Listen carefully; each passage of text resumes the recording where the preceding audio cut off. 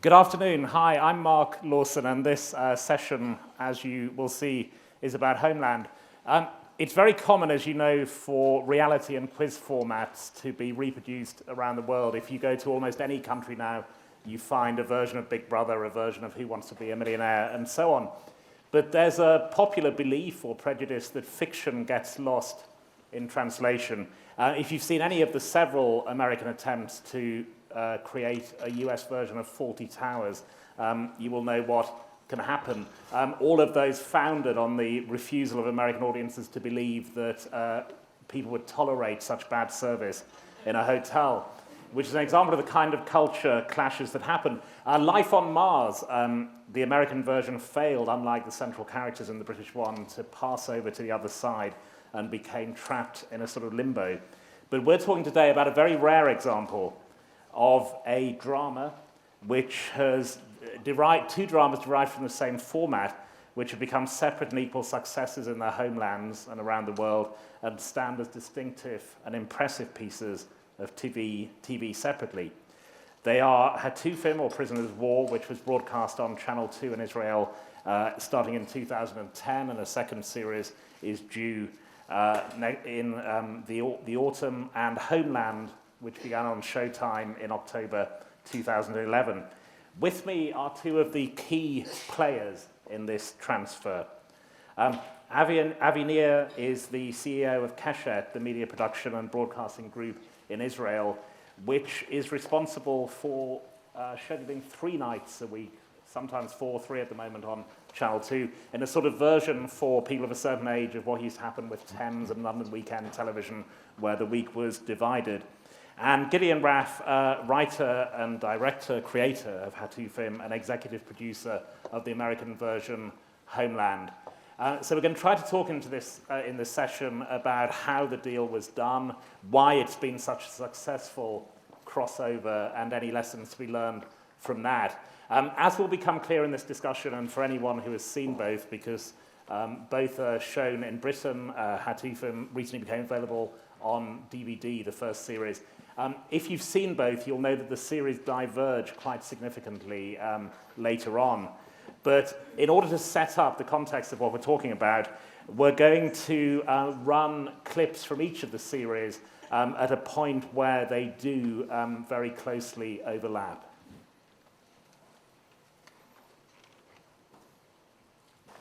The return of Prisoners of War in the Hatufim and also in Homeland. If we start with you, Gideon, when you, as someone who is involved in both of those series, what do you think of the relationship between them? Do you think of yourself as father of one and stepfather of the other, or what? And what's your attitude towards the 2 shows? I think father of both. Prisoners of War, I wrote and directed all the episodes, and Homeland, I'm co-creator, and I wrote the pilot episode that we just saw a clip from with Howard Gordon and Alex Ganza. But I'm involved in both, and I love both, proud of both. So. Abby, you've not just this transfer, but your company have been involved in a number of successful transfers, particularly to America, where the X List was derived from one of your shows. Traffic Light, the comedy, is again another one that Fox have done. Mice is in pre-production, a counter-espionage show. So I think a lot of people who are in the business will be interested in this. Are there any general principles you can give in how to achieve a successful translation? Yes, in fact, I think there are.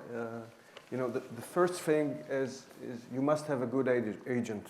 I think that's the first thing. And we have good agents. We have WME and Rick Rosen and Melissa Myers, who's here, who are representing us in the U.S. And they've acquainted us with Howard Gordon first, and then Alex Ganza.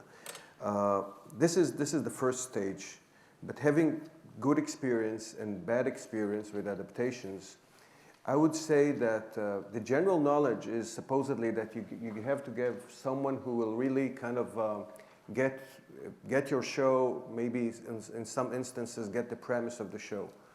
Well, I think if you look at these, can I refer to these opening scenes? Absolutely. Because I never seen them like this, and I think that exemplifies the whole subject. It's very similar, but it's totally different. And good adaptation, I think, would be, I would characterize it like this. If you look at this, the translation or the adaptation should start from understanding what the show is all about. Again, I hate the word premise. I hate this word, but our show, Gidi's show, was about something. I think it was about, I would say, about betrayal. And the American version is also about betrayal, about loyalty, but totally different kinds of betrayal. Because in the scene from our show, you can see, first of all, you see how they stand. Did you watch? Damian Lewis is a soldier. He stands like this. Our POWs stand like this. They are broken people. Our show is about broken people. The American show is still doing with betrayal, but it's doing something totally different.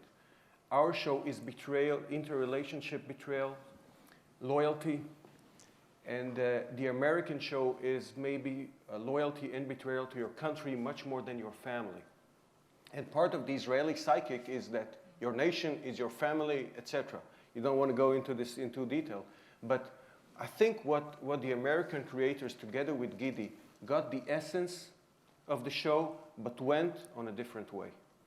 And Gideon, one thing is I think interesting to establish as we're talking about what works where and what you can transfer, is if we talk about the three different countries. So in Britain, as we know, you can see both series because Homeland on Channel 4 and Sky are showing Hatufim. In Israel, you can see both? Yeah, you can. Channel 2 is Hatufim, which is a big network, Keshet, and you can see Homeland on Yes, which is a satellite. And what kind of audience and reaction has Homeland had in Israel? Very good one, very positive. Israel is a tight community and everybody's very proud of Hatufim's achievement in turning into Homeland, and therefore they're all illegally downloading it before it.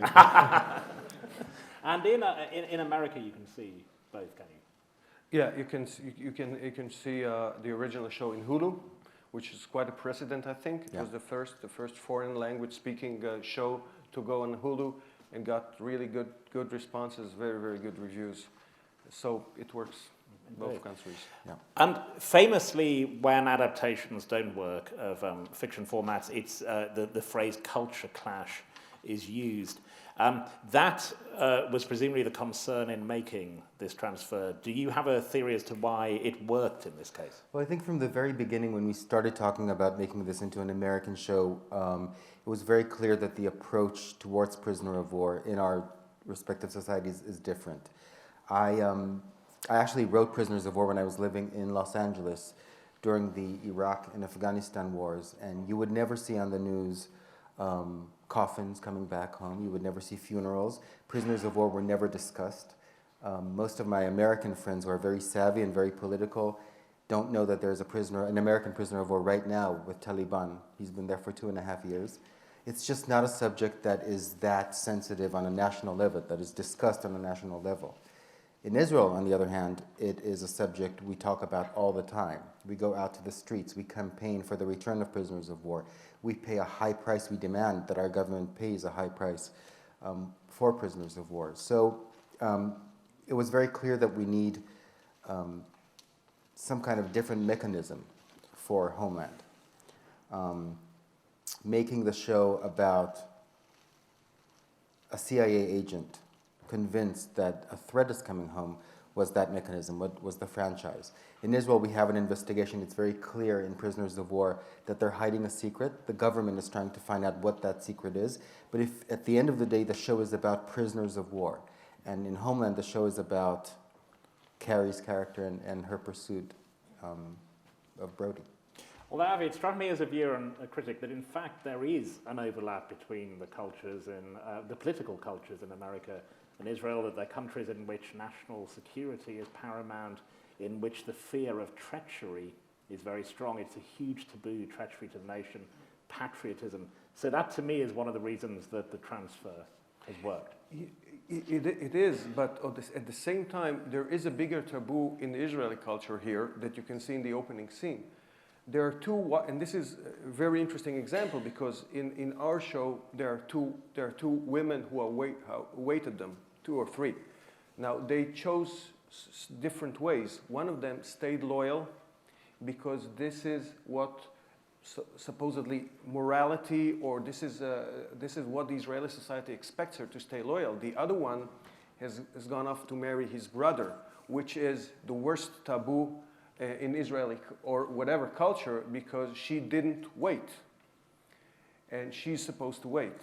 And this theme doesn't exist in the American version, but the threat is a great fuel for the American version. I think that in the Israeli version, it's less of the threat and more of the inner injuries of war.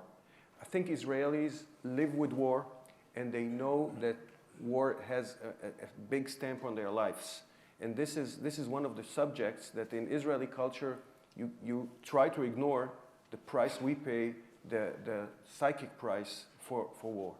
Although, Gideon, in the American version, the fact that Brody's wife is about to marry his best friend, I mean, that still is, it's quite a big taboo for people. I mean, it's a shocking tension in the series. It is, but going off what Avi just said, in the Israeli version, we had 2 characters, and we had to, we deeply explored those themes because it's themes we discuss all the time.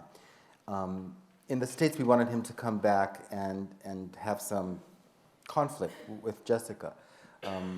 That's why he's doing his best friend. But sorry, but I don't think it sinks into the theme of whether you would wait or not. I don't think the next day people at work talk about, would you wait if this happened to you or not? In Israel, this was the discussion.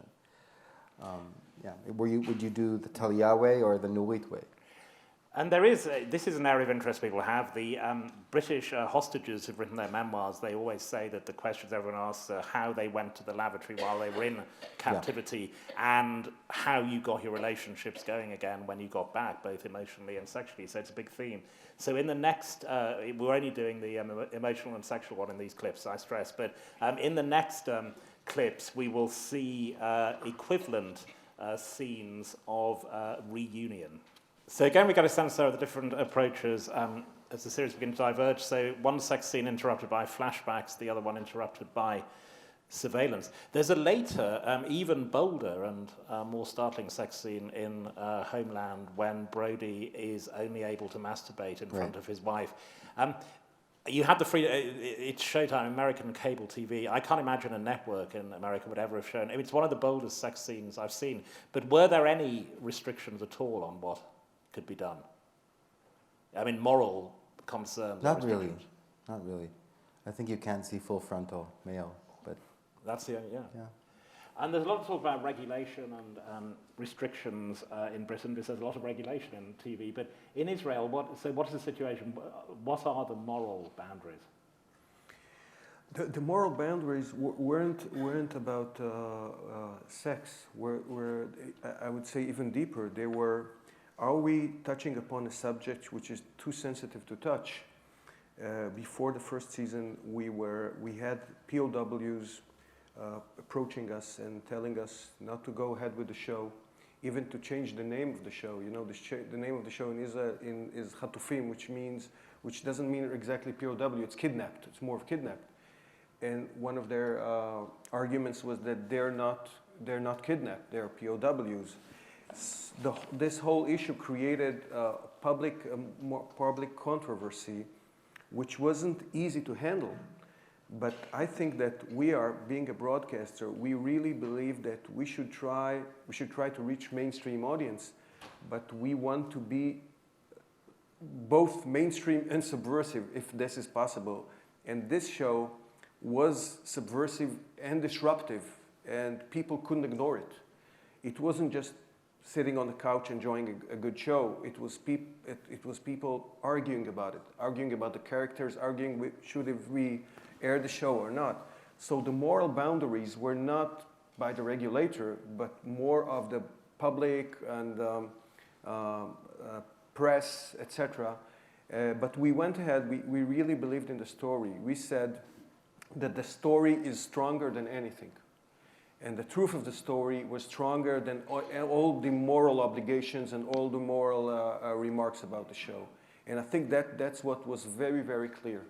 Just after the first episode aired, people were compelled by the story, and it resonated so strongly that it did the job. We talked so far many about the creative and artistic aspects of this, but the business aspect, just give us a sense of how the deal was done and to what extent you had control or influence over it. You want figures? Yeah, go on. I have it prepared somewhere here. Doing a show in the US, as you probably know, when you do it with a big studio and the big studio takes the what they call the deficit production, us as partners, we're not major partners. We are there, we're not major partners. And I think regarding our influence or our involvement, the real issue is not the legal or the legal issue. The question is whether the American creators will connect with the theme, with the deep theme of the show, and with Giddy. So I think that was the main thing, and we were lucky to have a great story to start with and great partners. So I don't think that the contract itself is that important. I think it's whether you have the right connection with these people. But could you, because in some senses you're giving away your baby when you do this, could you stop anything happening? Did you have the power to stop anything happening to the format? Not really, not really. And again, we had bad experience with giving our babies. You know, you mentioned Traffic Lights earlier.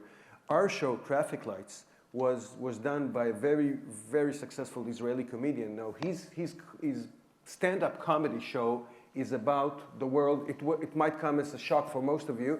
This world is totally dominated by women, and the men are only doing what they're told 95% of the times.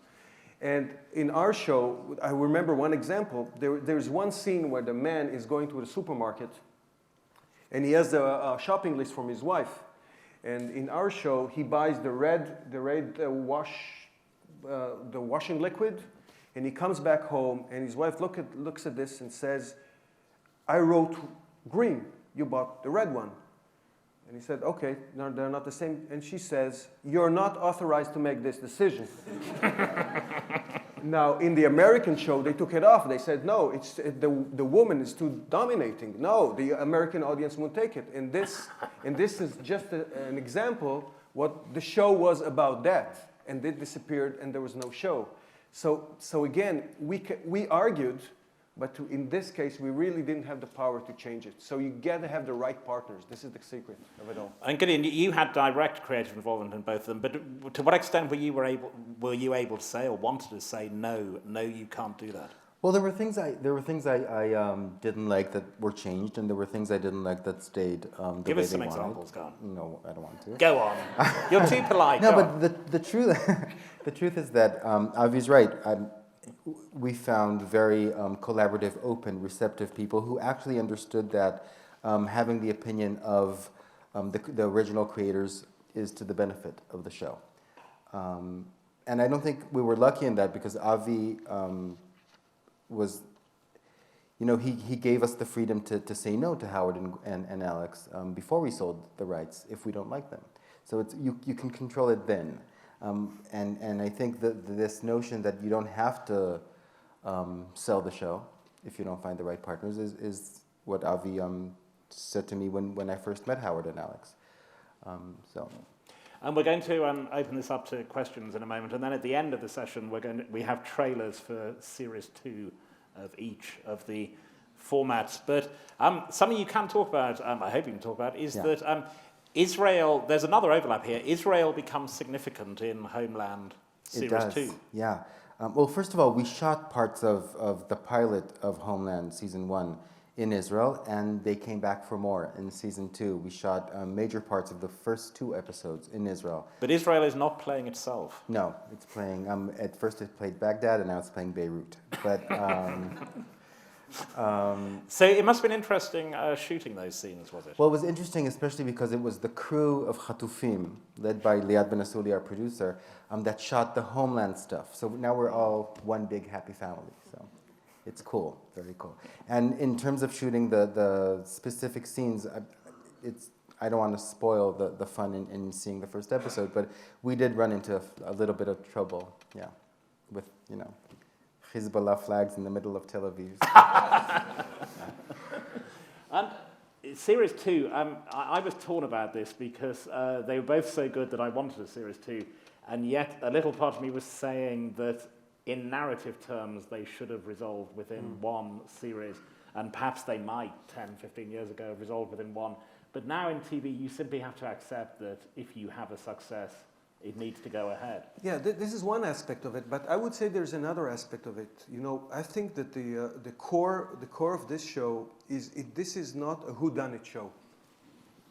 Anybody thinking of The Killing, I didn't refer to anything like this. But this is a show about it is about what is happening to people inside, and this kind of show you can take forward, especially Khatufim and also Homeland. In shows which are all about resolving a crime or a murder or a whodunit show, I think taking it to more seasons is a big problem. So The Killing can only then have another killing, which is investigated by the same people. Yes. But this is but when you're dealing with loyalty, betrayal, PTSD, post-trauma syndrome. This is an issue which it is a more of a dramatic issue. It's a prolonging issue. It's not something that is close-ended.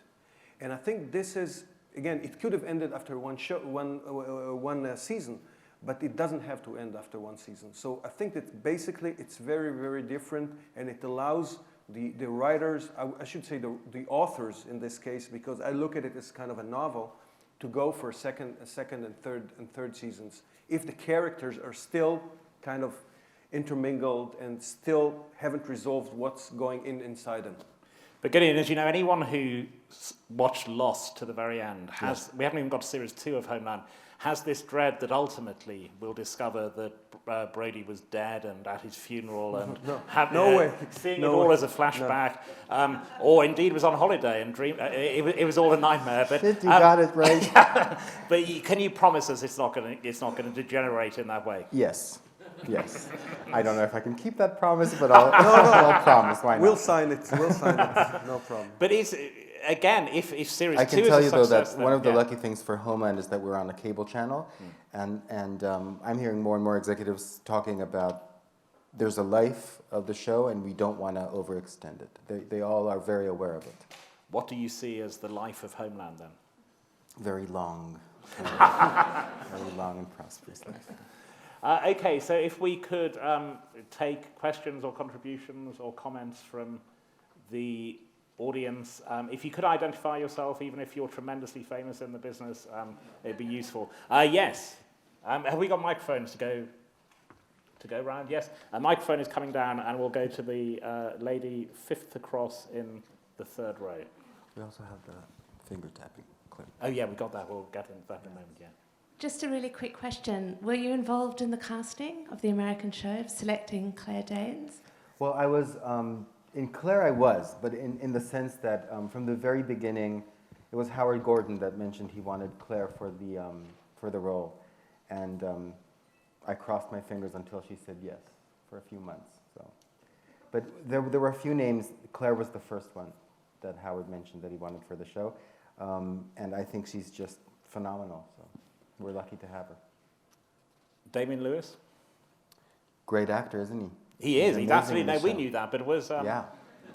I wasn't involved in that. I wasn't, but Alex and Howard saw a feature he did. One name. One word. Shit, I forgot the name of it. Oh. Anyway, and they brought him in and loved him from the very beginning. Yeah.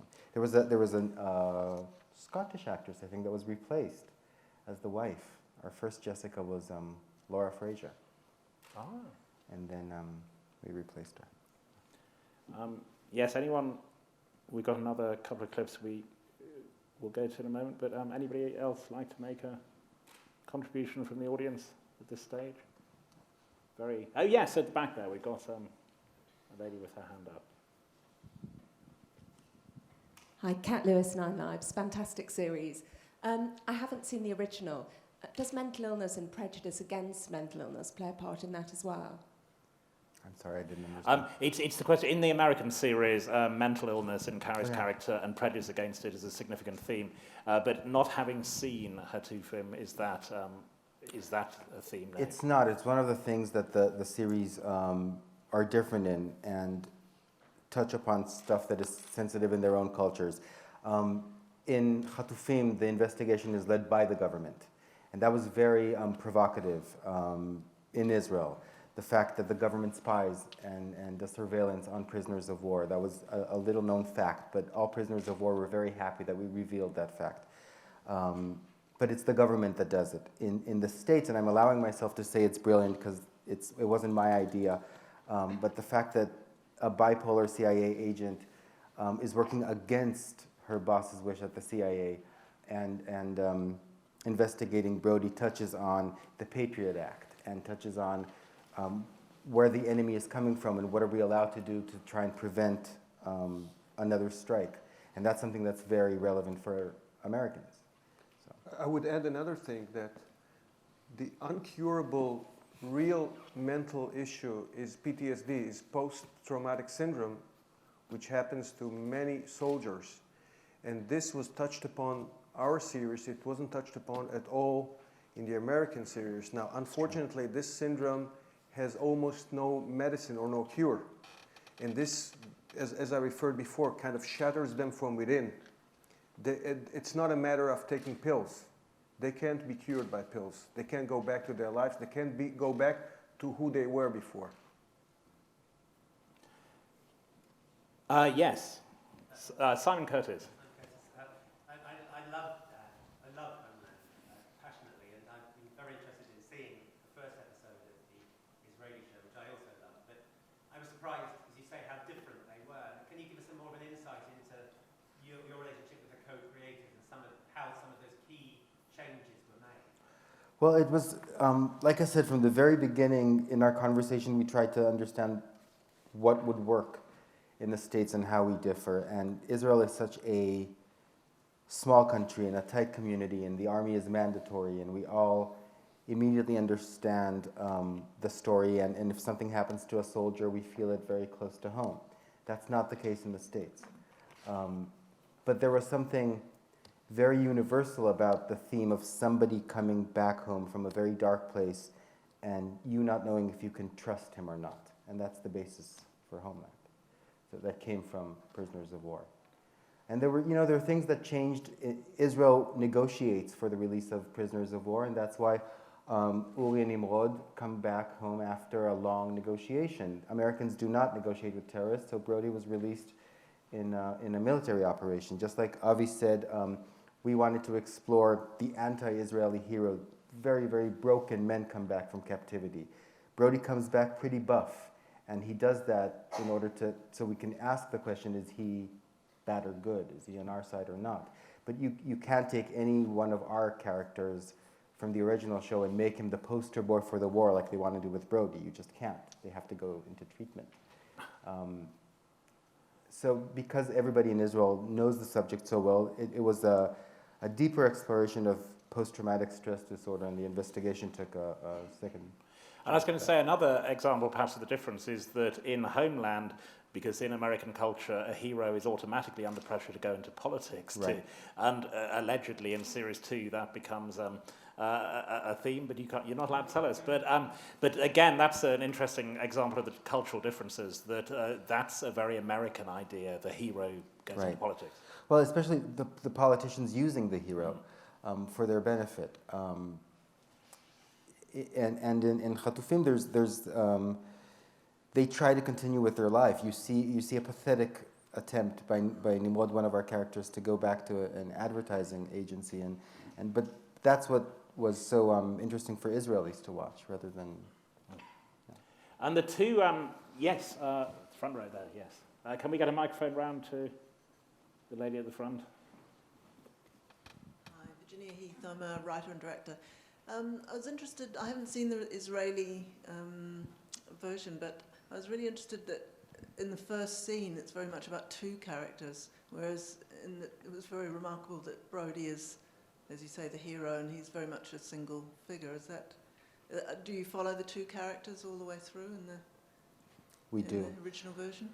In the original version, it's 3 prisoners of war who fell captive, 2 come back alive, and the 3rd is supposedly dead. And in the American version, it's 2 prisoners of war who fell captive. Brody comes back alive, and Walker is supposedly dead. The reason was, just like Abby said, we wanted to explore all these themes, and we didn't need to clear up all the real estate for Carrie's character, for the thriller. So Brody is kind of took from both characters, from Uli and Nimrod.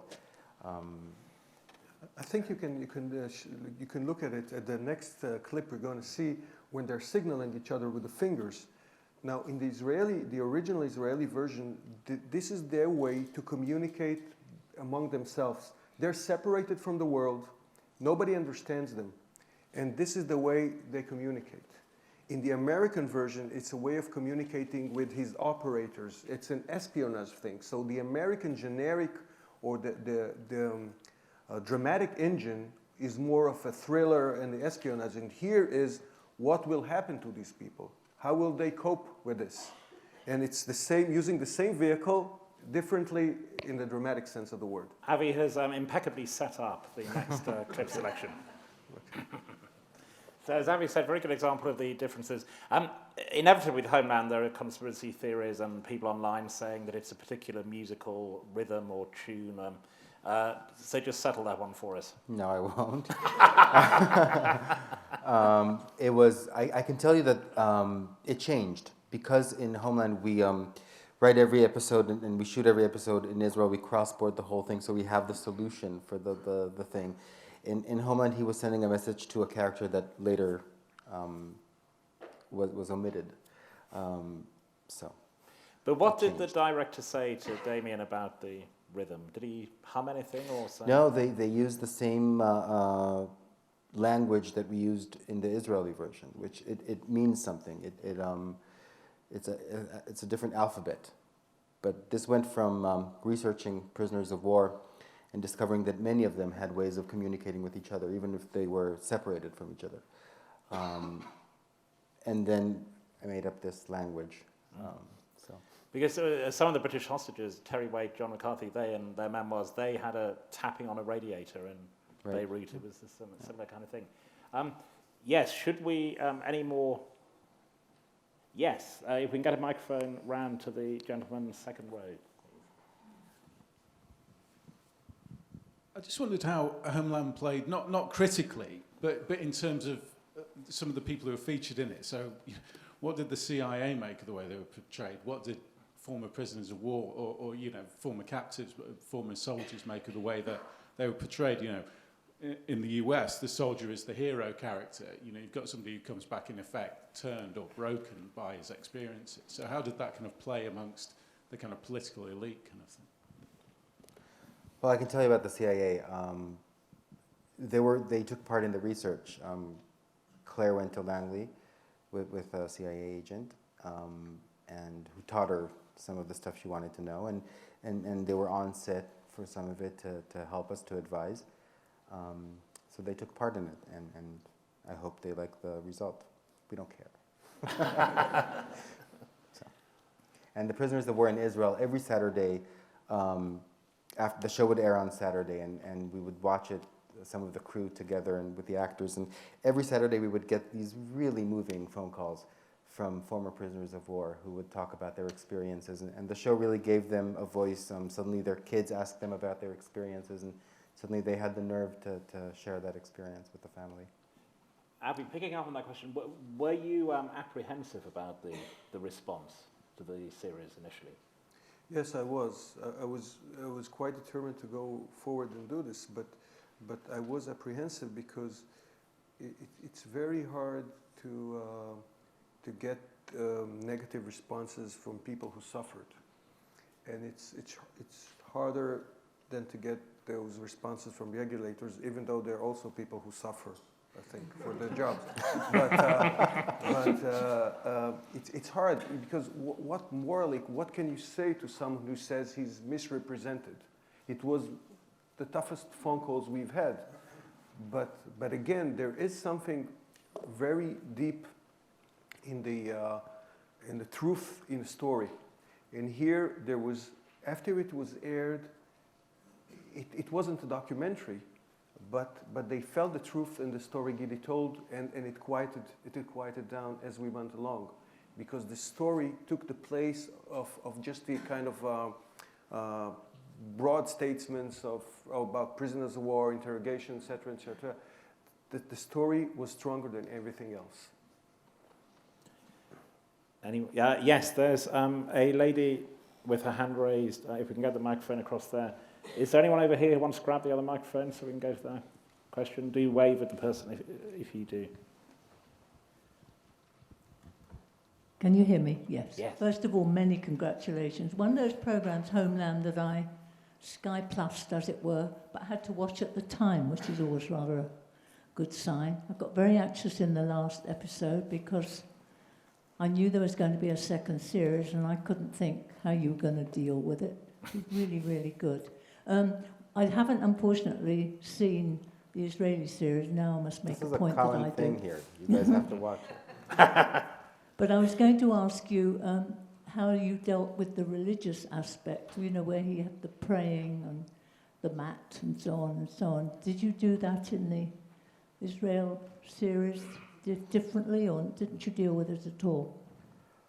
Well, one of the most controversial things that came from the Israeli show and then brought into Homeland was that one of the Israeli soldiers was converted and is living as a Muslim in Syria.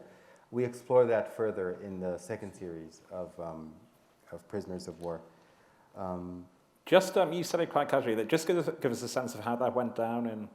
Well, it went down fine. The real reason I put that in was when I was writing it, I was thinking it'd really be cool if he becomes a Muslim, and this weird that I'm saying this, but I'm left wing and I'm liberal, and I consider myself a good person. And as I was writing it, I was like, no, I can't do this to my character.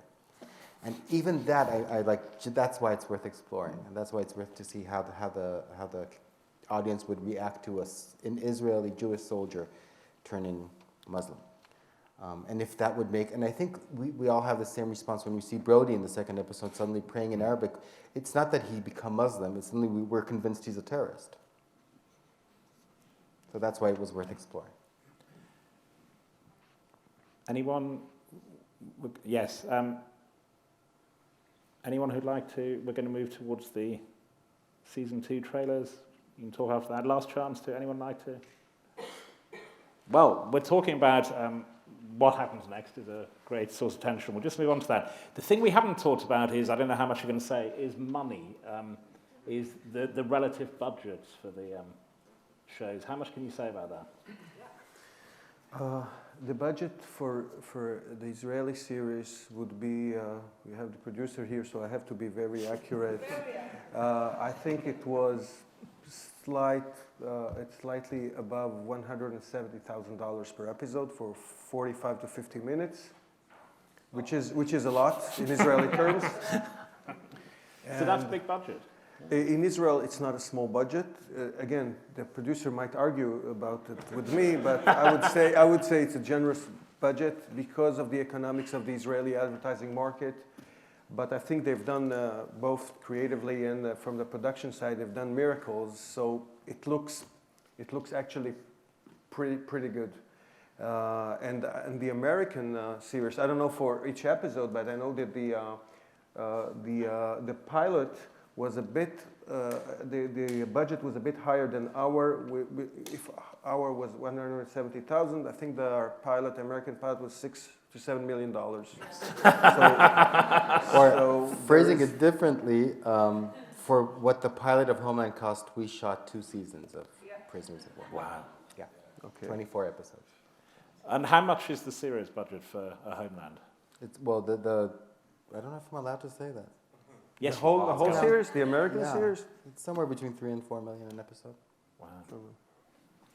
So we start hinting ahead to what's going to happen. And if we could start off with the trailer for season 2 of Adaptation. Let's go.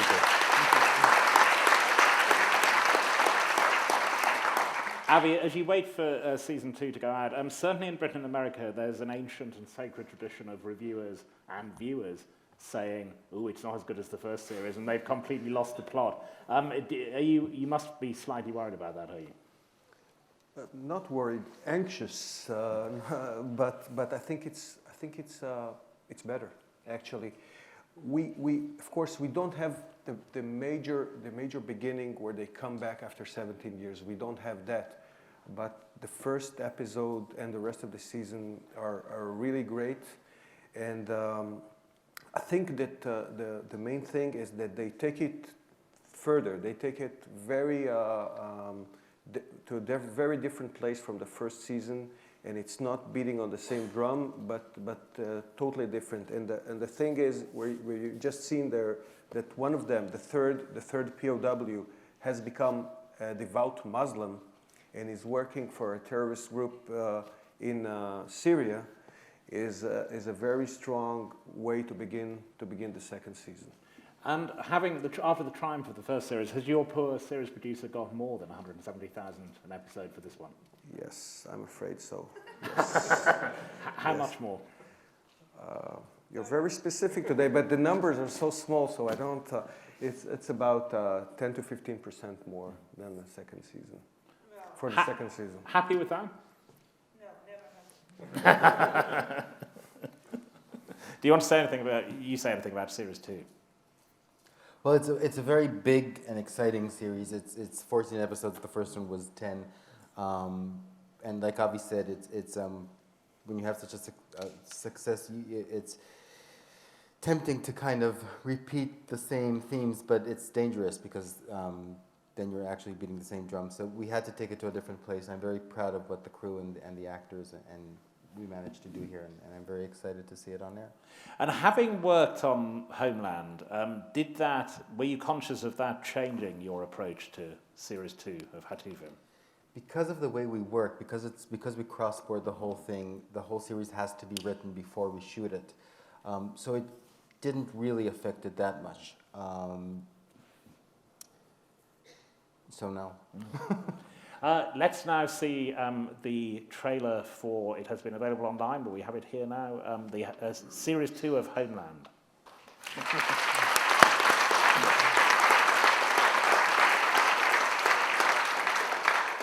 Anyone who hasn't yet seen Homeland Series 1 and is waiting for the DVD in October should stop listening just for a moment. But the solution at the end of Homeland Episode 1, in which it was necessary for Carrie not to know a lot of what had happened in Series 1, was quite ingenious, and as the lady said, a lot of us couldn't see how you were going to get out of it.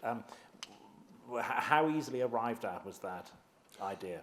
Well, it wasn't arrived at easily, but she does get her triumphant moment pretty early in the season, so you'll see. She does.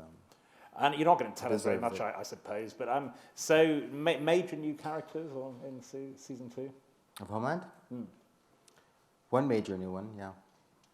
Played by? That's all you're getting. That's all you're getting. Lot of finger tapping? Not so much, no. But a lot of action. So a lot of action and less finger tapping. Yes. Okay, well, there is a last chance if you want. We've got about a minute to go. If anyone does want to answer, yes. A hand has gone up at the back there in a check shirt. Hi there. I was just wondering, Gideon, your background before the original show. Had you had hits before, or was this your big project? Say that again? I was just wondering what your background was before you Homeland? came up with Homeland and the Israeli version of it. Had you been writing on other shows, or this was your baby that you had been trying to get away for some time? Well, I went to AFI, the American Film Institute, for my graduate degree in film back in 2001, and ended up staying in Los Angeles for 9 years. I was supposed to stay for 2.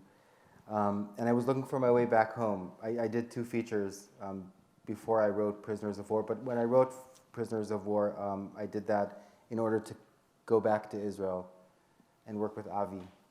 And then it sent me back to the States. But yeah. So I did 2 features. Before that, I wrote a book. I've done some stuff before. And last chance, if anyone would like to ask the final question. Anyone at the back who's been Left side? Yes, last chance there. Okay, we get the microphone round to the lady there. Mine's just a Kate Harwood drama, BBC. I just wanted to ask you the difference, because the tensions between the two that seems that we haven't mentioned is the geographical tension, that the prisoners of war in Prisoners of War are, you know, from the same region, and therefore the idea that they weren't that far away at all this point, whereas the American one made, I thought at the beginning, asked us to make quite a big leap, that somebody had gone many, many miles away into a culture that, as you said, most Americans know very, very little about. And how was your mind, how did you play that geographical tension differently in the two, and was that a major factor in how you thought it through?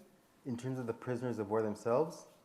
Well, just in, you know, how much did geography figure in their stories and in the tensions that was placed on them, and the understanding of the two different cultures? It is, but the truth is that even if just like in the case of Gilad Shalit, even if the prisoner of war is held 50 kilometers from home, it's a whole different world, and one we don't have access to, and a different culture.